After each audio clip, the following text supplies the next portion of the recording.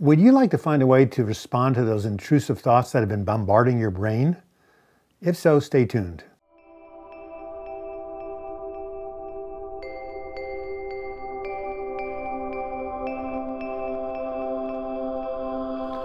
Hello, my name is Douglas Bloch. I'm an author and depression survivor. Welcome to the Depression Recovery channel, where each week we talk about practical tools and coping strategies for healing from depression and anxiety. The title of today's video is How to Stop Intrusive and Obsessive Thoughts.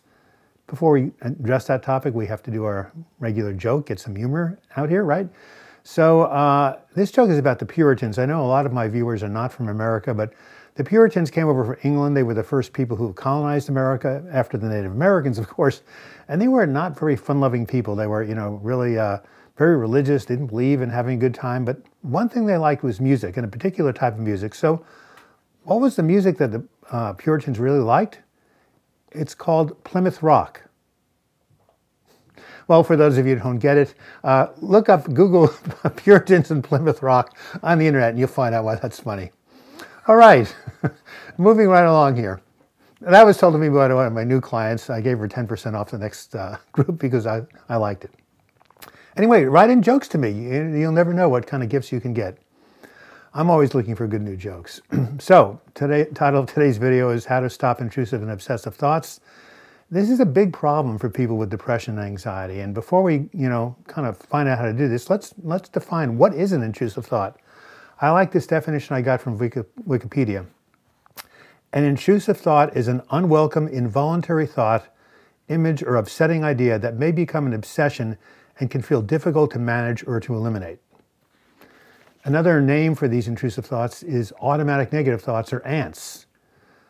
How do we get rid of these ants? Does anybody have an anteater in the house? Is there an anteater in the house? Well, now the problem with intrusive thoughts is that when they invade the brain, they create neural pathways, kind of like the grooves of an LP record, that grow stronger and stronger over time.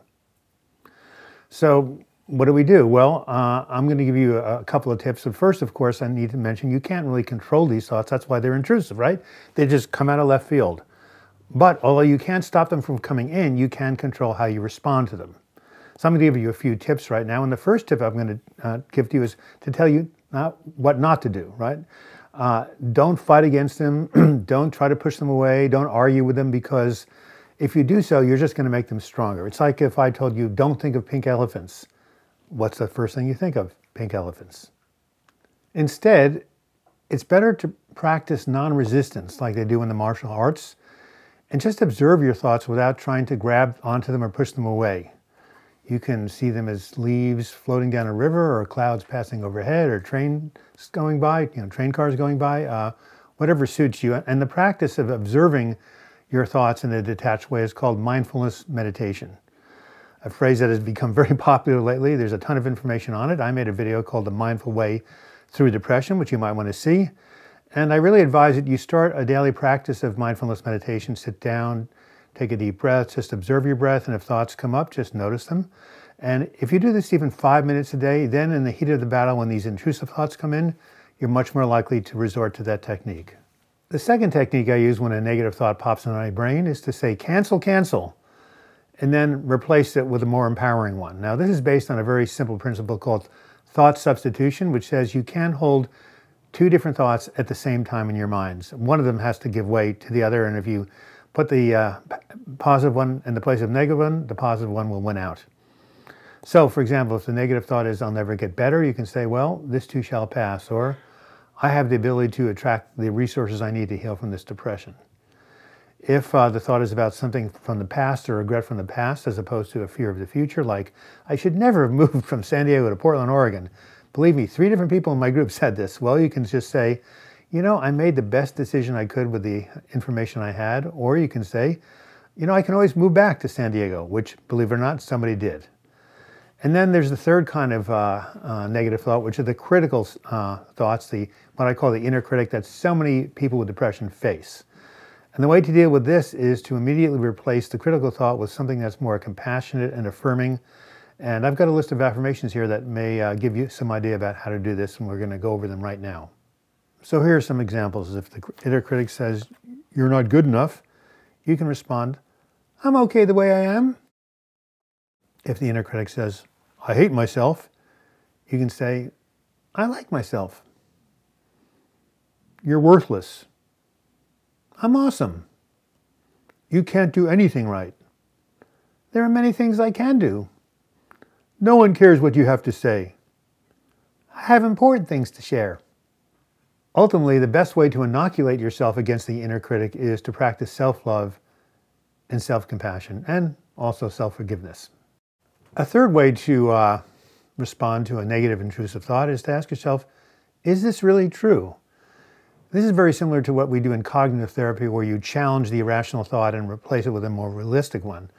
For example, I had a client who, when she took her walks through the park on a regular basis, this thought would come to her and it would say, people are revolted when they look at me.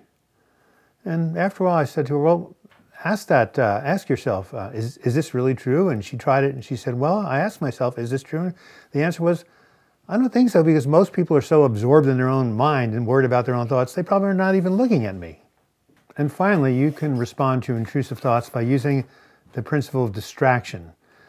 Now, I know that distraction normally has a negative connotation, like in the book, Driven to Distraction, about people with ADD. But in this case, it's a positive thing, because what distraction does is it moves your focus away from the intrusive thought into some activity that takes your mind off it, like watching a YouTube video or going for a walk, calling a friend. I remember many, many years ago, I was so depressed, my episode was so bad, I had to live with my parents. I moved in with them in New York, and then during the winter, they were snowbirds, so they moved down to Florida to the retirement community, where I was really alienated.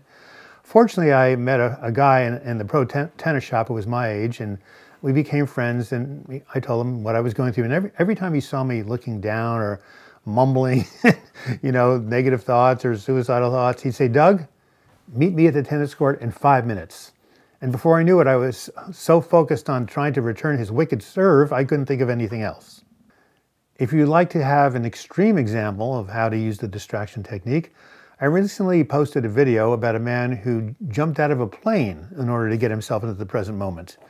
He had anxiety and depression. He figured, well, maybe this would, make him think about something else. And sure enough, as he was free falling, all he could think about is one thing: pull that ripcord. All right. And oh yeah, there's one other thing. For those of you who believe in better living through chemistry, there is an antidepressant called Luvox, L-U-V-O, X is an X-ray, Luvox, that a number of people in my groups have used to take for OCD. It's actually approved for that use. And they tell me that when they take this medication, it reduces both the frequency and the intensity of their obsessive thoughts.